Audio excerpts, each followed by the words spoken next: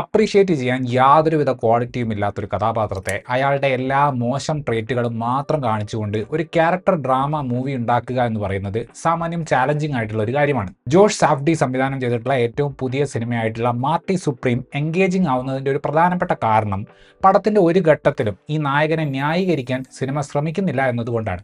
സ്വന്തം കാര്യം മാത്രം നോക്കുന്ന ഇൻസെൻസിറ്റീവ് ആയിട്ടുള്ള ഇതിലെ നായകന്റെ സ്വഭാവത്തിനെ ജസ്റ്റിഫൈ ചെയ്യാൻ വേണ്ടി ചൈൽഡ്ഹുഡ് ട്രോമ പോലെയുള്ള ഐറ്റംസ് ഒന്നും തിരക്കഥയിൽ കയറി വരുന്നില്ല. സ്വാഭാവികമായിട്ട് നടക്കാവുന്നതിൽ തുടങ്ങി അങ്ങേയറ്റം അവിശ്വസനീയമായ തരം പ്രശ്നങ്ങൾ നായകന്റെ ജീവിതത്തിൽ കൊണ്ടിട്ടുകൊണ്ട് സഹജീവി സ്നേഹം 10 പൈസയ്ക്ക് ഇല്ലാത്ത നാർസിസിസ്റ്റിക് ആയിട്ടുള്ള ഒരു കഥാപാത്രത്തെയാണ് ഈ പടം തുറന്നു കാണിക്കുന്നത്. തിമോത്തി ഷാലമേയുടെ ഗംഭീര പെർഫോമൻസ് കൂടി ആകുമ്പോൾ പടം ഓഫർ ചെയ്യുന്നത് മികച്ചൊരു അനുഭവമാണ്. 50കളുടെ പശ്ചാത്തലത്തിലാണ് കഥ നടക്കുന്നത്. ടേബിൾ ടെന്നീസ് എന്ന സ്പോർട്ടിംഗ് ഇവന്റ് അമേരിക്കയിൽ അന്ന് വേണ്ടത്ര ജനശ്രദ്ധ നേടിയ ഒന്നായിരുന്നില്ല. നമ്മുടെ നായകനായിട്ടുള്ള മാർട്ടി മൗസർ ഒരു മികച്ച ടേബിൾ ടെന്നീസ് കളിക്കാരനാണ്. അതിന്റെ ഇന്റർനാഷണൽ ടൂർണമെന്റുകൾ കളിക്കാനുള്ള പൈസ ഉണ്ടാക്കുക എന്നതാണ് മാർട്ടിയുടെ ലക്ഷ്യം. പിശുക്കനായ അമ്മാവിന് വേണ്ടി ജോലി ചെയ്യുന്നതിൽ തുടങ്ങി ഒരു സിനിമാ നടിയെ വശീകരിക്കാൻ നോക്കുന്നതടക്കം ആർക്കും ചിന്തിക്കാൻ പറ്റാത്ത, ആർക്കും തോന്നാത്ത പല വഴിക്കും മാർട്ടി തന്റെ സ്വപ്നം സാക്ഷാത്കരിക്കാൻ ശ്രമിക്കുന്നുണ്ട്. മര്യാദയ്ക്ക് ചിന്തിക്കാതെ കാട്ടിക്കൂട്ടുന്ന പല പല തീരുമാനങ്ങൾ കാരണം അയാൾ നേരിടുന്ന പ്രശ്നങ്ങളാണ് ഈ സിനിമയിൽ നമ്മൾ കാണുന്നത്. വളരെ ഫാസ്റ്റ് പേസ്ഡ് ആയിട്ടുള്ള ഒരു നരേറ്റീവാണ് സിനിമയ്ക്കുള്ളത്.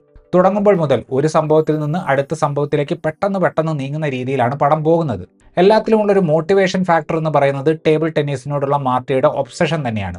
ഒന്നിനു പുറകെ ഒന്നായിട്ട് പല സ്വഭാവത്തിലുള്ള സബ്പ്ലോട്ടുകൾ വന്നുകൊണ്ടേയിരിക്കുമ്പോൾ ഇവർ എന്ത് തരം സ്ട്രക്ചറാണ് സിനിമയ്ക്ക് കൊടുക്കാൻ നോക്കുന്നത് എന്ന് നമുക്കൊരു ക്യൂരിയോസിറ്റി തോന്നും. പക്ഷെ കഥ മുന്നോട്ട് പോകുമ്പോൾ നമുക്ക് മനസ്സിലാവും നമ്മുടെ മെയിൻ കഥാപാത്രത്തിന്റെ നാർസിസിസത്തിന്റെ ഒരു ഉളുപ്പില്ലാത്ത ലെവൽ കാണിക്കാൻ വേണ്ടിയിട്ടാണ് ഇങ്ങനെ പലതരത്തിലുള്ള സബ്പ്ലോട്ടുകൾ പടം ഉപയോഗിക്കുന്നത് എന്ന്. ആരെങ്കിലും ഇങ്ങനെയൊക്കെ ചെയ്യുമോ എന്നുള്ള തരം മോറൽ കോൺഫ്ലിക്റ്റുകൾ പ്രേക്ഷകരുടെ മനസ്സിൽ ഒരുപക്ഷെ വന്നേക്കാം. പക്ഷെ മാർട്ടിയുടെ കാര്യത്തിൽ ആകെ ഒരു സ്ഥലത്ത് മാത്രമേ കോൺഫ്ലിക്റ്റ് വരുന്നുള്ളൂ. അത് നല്ല ഭാവിക്ക് വേണ്ടി തോറ്റു കൊടുക്കേണ്ടി വരുന്ന ഒരു സാഹചര്യം മുന്നിൽ വരുമ്പോൾ മാത്രമാണ്. പടത്തിന്റെ രചയിതാക്കളായിട്ടുള്ള സംവിധായകൻ ജോഷ് സാഫ്ഡിയും റൊണാൾഡ് ബ്രോൺസ്റ്റീനും തന്നെയാണ് സിനിമയുടെ എഡിറ്റിംഗ് ചെയ്തിട്ടുള്ളത്. അവർ പടത്തിന് സെറ്റ് ചെയ്തിട്ടുള്ള ഒരു പേസ് കൃത്യമാണ്. തിമത്തിയുടെ പ്രായവും പടത്തിന്റെ ഒരു വിഷ്വൽ ടെക്സ്ചറും ഡൈനാമിക് ആയിട്ടുള്ള ഫ്രെയിമുകളിലൂടെ പടം ഉണ്ടാക്കുന്ന ഒരു റിതവും കാണുമ്പോൾ എവിടെയൊക്കെയോ catch me if you can ഒക്കെ ഓർമ്മ വരുന്നുണ്ട്. സിനിമാറ്റോഗ്രാഫി ആ ഒരു കാലഘട്ടത്തെ ഒപ്പിയെടുക്കുന്ന രീതിയും പ്രൊഡക്ഷൻ ഡിസൈൻ ആ ഒരു ടൈം പീരീഡ് സെറ്റ് ചെയ്യുന്ന രീതിയും പടത്തിന് ഗംഭീരമായൊരു വിഷ്വൽ ഒത്തന്റിസിറ്റി കൊടുക്കുന്നുണ്ട്. ഞാൻ തുടക്കത്തിൽ പറഞ്ഞതുപോലെ വളരെ കോൺട്രാസ്റ്റിംഗ് ആയിട്ടുള്ള സബ്പ്ലോട്ടുകൾ ട്രാക്കുകളായിട്ട് പ്ലേസ് ചെയ്തുകൊണ്ട് അതിനെ പരസ്പരം കണക്ട് ചെയ്തുകൊണ്ട് ഒരു എൻഗേജിങ് സ്റ്റോറി ഈ തിരക്കഥ ഉണ്ടാക്കിയെടുക്കുന്നുണ്ട്. ഇതിൽ ടേബിൾ ടെന്നീസ് മാച്ചുകൾക്ക് കൊടുത്തിട്ടുള്ള ഒരു റിയലിസം ഗംഭീരമാണ്. അവർ ശരിക്കും അങ്ങനെ പെർഫോം ചെയ്തതാണെങ്കിൽ പെർഫോമേഴ്സിന് ഒരു കൈയടി കൊടുക്കണം. അതല്ല വിഷ്വൽ എഫക്ട്സിന്റെ മിടുക്കാണെങ്കിൽ ഇൻവിസിബിൾ ആയിട്ട് പണിയെടുക്കുക എന്ന് പറയുന്നതിന്റെ ഒരു ഗംഭീര ഉദാഹരണമായിട്ട് ഇതിലെ ടേബിൾ ടെന്നീസ് സീക്വൻസുകളെ കാണണം.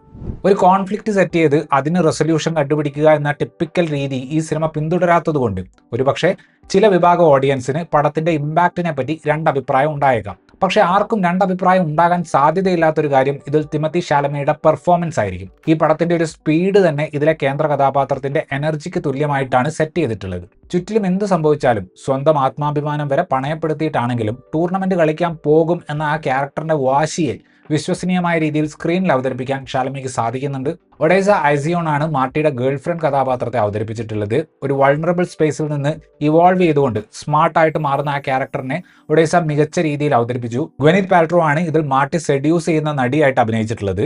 സ്ക്രീനിലേക്ക് തിരിച്ചു വരാൻ ആഗ്രഹിക്കുന്ന ആ ക്യാരക്ടറിനെ പുള്ളിക്കാരി രസകരമായി അവതരിപ്പിച്ചിട്ടുണ്ട്. മാർട്ടി തന്നെ ഉപയോഗിക്കുകയാണ് എന്ന് മനസ്സിലാക്കിക്കൊണ്ട് കൺഫ്രണ്ട് ചെയ്യുന്ന സീനിലെ പെർഫോമൻസ് മെമ്മറബിൾ ആയിരുന്നു. ഇതിൽ നമ്മളെ ഞെട്ടിച്ച ഒരു കാസ്റ്റിംഗ് നടന്നിരിക്കുന്നത് മിൽട്ടൺ റോക്ക്വെൽ എന്ന കഥാപാത്രത്തെ അവതരിപ്പിച്ച കെവിൻ ഒ ലിയറിയുടേതാണ്. ഞാൻ പടം കാണുമ്പോൾ ഇയാൾ എവിടെയോ കണ്ടിട്ടുണ്ടല്ലോ എന്ന രീതിയിലായിരുന്നു നോക്കിയത്. അവസാനം ഗൂഗിൾ ചെയ്ത് നോക്കിയപ്പോഴാണ് പലപ്പോഴും റീലുകളിലും ഷോർട്സുകളിലും കണ്ടിട്ടുള്ള ഷാർക്ക് ടാങ്കിലെ ബിസിനസ്സുകാരനാണ് അദ്ദേഹം എന്ന് മനസ്സിലായത്. ഏതായാലും ഒരു തുടക്കക്കാരൻ എന്ന നിലയിൽ തുടക്കക്കാരനായി ഒട്ടും തോന്നാത്തൊരു പെർഫോമൻസ് ആണ് പുള്ളി കാഴ്ചവെച്ചത്. താൻ അമേരിക്കക്കാരനാണ് എന്നൊരു എൻടൈറ്റിൽമെന്റ് കൊണ്ടു നടക്കുന്ന കഥാപാത്രത്തെ കാണിക്കാൻ കൺവെൻഷണൽ ആയിട്ടുള്ള സീനുകൾ ഒന്നും തന്നെ ചൂസ് ചെയ്തില്ല എന്നതാണ് എനിക്ക് മാർട്ടി സുപ്രീം എന്ന പടത്തിന്റെ ഒരു ഭംഗിയായിട്ട് തോന്നിയത്. കുറച്ചൊക്കെ വോൾഫ് ഓഫ് വാൾ സ്ട്രീറ്റ് പോലെയുള്ള ഒരു ട്രീറ്റ്മെന്റ് ആണ് ഈ സിനിമയ്ക്കുള്ളത്.